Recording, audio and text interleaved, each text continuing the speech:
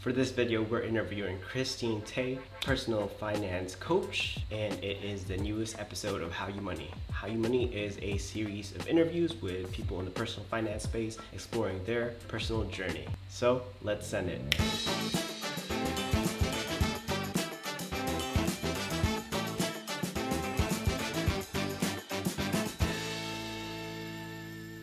Hi, Christine. What made you start in your financial journey? Yeah, so I started my business September 2016 part-time when I was still working full-time. And at that time, I've been in corporate for very long time, at least a decade. And then I just wasn't fulfilled or satisfied in any of my career. I changed company, I changed career, but it's still nothing. It wasn't fulfilling. It's you're just dragging yourself to work. How you go to work on Monday and then people are saying, "Oh, I wish it was Friday." And then there's always this elevator conversation. How was your weekend? It's oh, it's okay. I relax a little bit and then recuperate and get ready for Monday. Is that how your life is gonna be? Just recuperating? Sad to say, I kind of also feel that way. And then I'm am I gonna be here for the next 30 years living this life and then just making money? I know I was making good money. I was working at a company, Visa, which was huge. Even with COVID, it's less chances. That's a very, very good company, strong company with very good benefits. You're talking about 200% match in 401k. They have it's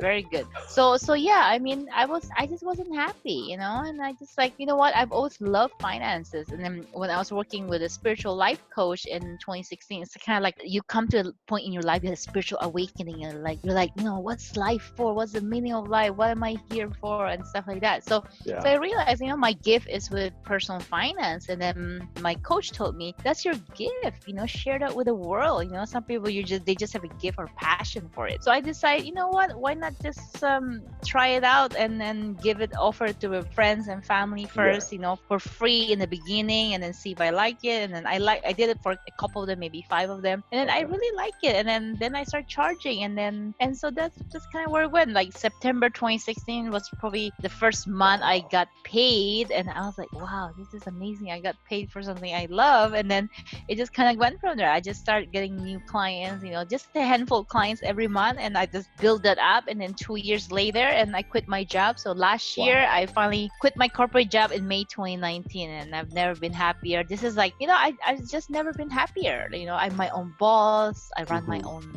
schedule, my own show, my own business price model, pricing, everything. I don't have to ask anyone for approval. So I just like it. It just works for me. So it's discovering your superpower in a sense of what your passion was and everything. That's awesome. Congratulations on quitting your job last year and everything. Yes, awesome. I was terrified. I even wrote an article about that. But it was one of the most terrifying decisions you'll ever make. But of course, you don't just go quit blindly. You gotta have an exit strategy as well. So I did look at my finances. I looked at my retirement planning. I looked at my savings, and I looked at everything. I looked at a lot of things before I quit. And finally, when I was comfortable, then I decided to quit. And then the other thing that helped me too was what's the worst case scenario? Let's say 1 year I'm not making money, then I'll just go back to corporate. It's definitely more for fulfilling and everything.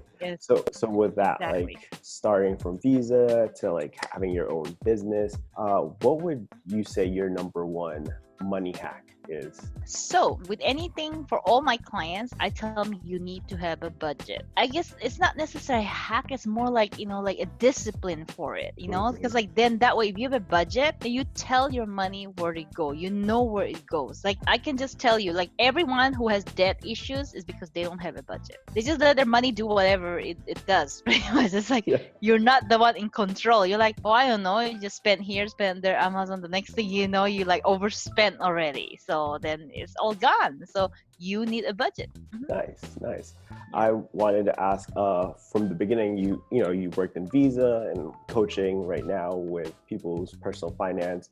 Who were some of your inspirations and influences in the personal finance space? In the beginning, when I see people who's running their own business, and then I was wow, that's so cool. But then, I don't know, as I learned more about the financial professional field, I was learning about they just need wealth management. They need you to have money. So it was afterwards it was a little turn off, but then like I do appreciate like in the beginning like Dave Ramsey, Susie Orman, but as I learn more about what they do, like I kind of have my own style because there are things that I don't agree with them. So I kind of like my style or the work that I do is all what I learn and what works for me. Because then, like for example, no, I'm not trying to put down Dave Ramsey. I think Dave Ramsey has his place as well. Like especially like I think he's really great in terms of giving tough love to people. Like he's just very direct. You know, if you have a loud dad, he pretty much tell you just eat rice and beans or whatever, like you know, or something. Like he will like be literally direct at you over the podcast, over the radio live. Okay, so some people need that. Okay, so but I can't really be that direct. I'm gentle, but at the same time I give tough love to my client, but I'm not as like direct or as ruthless as him. So but he also has a philosophy about, you know, no debt at all. So I really agree with that. For example, mortgage, right? So I'm big on liquidity, on flexibility, and where I can get more ROI. So for me, like, you know, if your mortgage right now, the mortgage is really low, and then if you have option to pay cash all your money, if you have the cash or you mortgage, what would you do? I would much rather have a mortgage, so I have that liquidity, and then plus I can do whatever I want with it. Plus if I invest that, so even with my own mortgage, I don't pay it down at all. I just like I invest the difference, because then over like historically my investments have made me like, you know, at least 7-8%, you know, yearly averages the past 5-10 years. So I was like, where can I get more? That's like much higher, double the mortgage, right? So I look at that ROI, liquidity, and flexibility. I totally agree with you on like some stances of both Susie Orman and Dave Ramsey. That's why it's called personal finance. You know, it's not general finance. Personal. Yes, exactly. Like, I don't like their one size fit all, because there's no one size fit all. And I don't even like my client, like, you know, if they really, really want to pay off their debt, that's a big deal for them. Like, oh, they make them feel better, then okay, then fine. Then let's look at the pros and cons, and I want to make sure they understand the pros and cons, and then we kind of go from there. But if that's something that's really important, and I think they're kind of you know, meeting their other financial goals, then why not, right? Yeah. Definitely. I wanted to ask you, name one thing you choose to spend extravagantly on. Oh, before COVID, massages. Oh, Yeah, I love massage and eating out. Those two are my extravagant things I spend on. So I love eating out because I don't like cooking. So I love eating out, and then I love massages. So I do miss my massage. I haven't had a massage in like 3 months now, at least. So yeah, I totally agree with you. I've been working out, and I'm just like, oh my gosh, like I actually can't wait to go like have a massage and everything. Exactly. Yes. Oh, that hour, I was like, oh yeah, no more. Now I wanted to dial back into, I guess, a bit of your past and ask you what, you know, from your past to now, what is the best advice you've ever received? This is in connection with the post I did today, because I was saying that, you know, financial illiteracy is most of the time it's not the fault of the client, especially the client who come to me like they were raised with financially illiterate parents, and you don't learn that in school. And then you're kind of left on your own, right? Nice. So I was fortunate enough that I was raised in a family, you know, like my mom was good with money, my aunt was good with money, my grandma was good with money. So I really look up to them. And then, you know, my aunt was especially very good. She got me started in my Roth IRA, you know, at age 20. And I was like, I just immigrated to the US. I'm like, what the heck's Roth IRA? Why am I like investing in a Roth IRA retirement this early? I'm still young, but I'm so glad. But since I respected her so much, I just trusted her, and I'm so glad I trusted her. And then like I've been maxing it out since age 20. There were maybe 2 years when I was being a rebel. I'm like, I don't want to max it out, but I wish I had maxed out every year. But for the most part, most of the year I've been maxing it out. So if you if you don't know, Roth IRA is an after-tax retirement account. So you put after-tax money now, so later on when you retire, you don't get taxed on anything at all. So there's pros and cons. There's a traditional retirement and then Roth retirement. So you need to really weigh out the pros and cons, which one benefits you the more.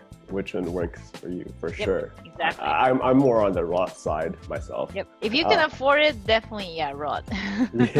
Yep. So you mentioned that was a piece of content you created recently. I know you also have a podcast and your blog and everything. What is your most favorite piece of advice you've created?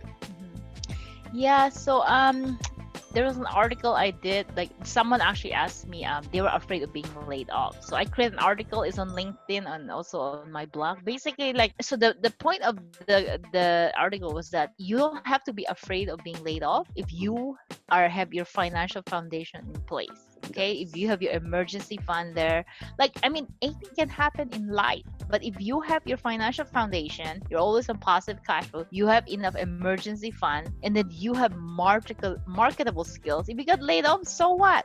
Just find another job, right? And if you have the confidence, you know how to always make money, then then even me as an entrepreneur, right? I don't have a steady paycheck. I have to go out there and make money. I have to figure it out. So the same thing is that, like, I got laid off. So it's like if something happens, like one source of income go down, I have to figure out another way. So you need to have confidence in yourself that you have marketable skills. Marketable maybe possibly be you can monetize that, or that you can find another job if that's what you want. You want to continue working for another company. So there's really no reason to be afraid, like afraid of layoff, afraid of being fired, afraid of being this. Like, if you have the skills, there's nothing. If you have the finances in place and then you're not living off credit card, then no, there's nothing to be afraid of. That's the point. You have to have a strong financial foundation, and also you're set in all that. Your house is well built.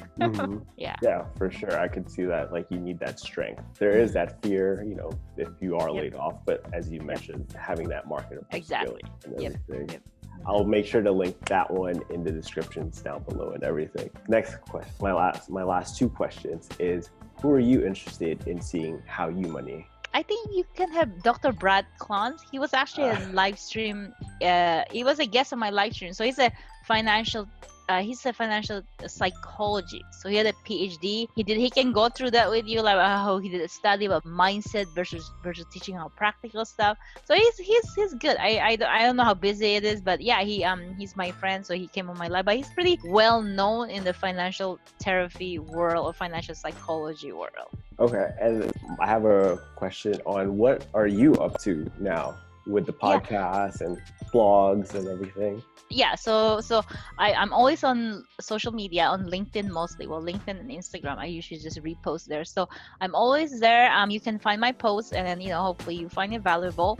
And then I do live stream once or twice a week on LinkedIn, on Facebook, and on YouTube. So you can subscribe to me on YouTube as well. So then I usually download the audio of the good episodes that I like, that when it's like money related, and then I'll upload that as a podcast episode, clean it up a little bit, and then so people can listen as a podcast as well.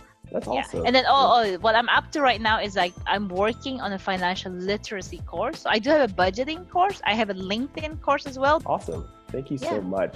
Yeah, you're very welcome. Thank you for watching. Make sure you tap that thumbs up, high five that subscribe if you haven't already. Leave a comment down below what you thought of this video. Stay legendary, and I'll see you in the next video.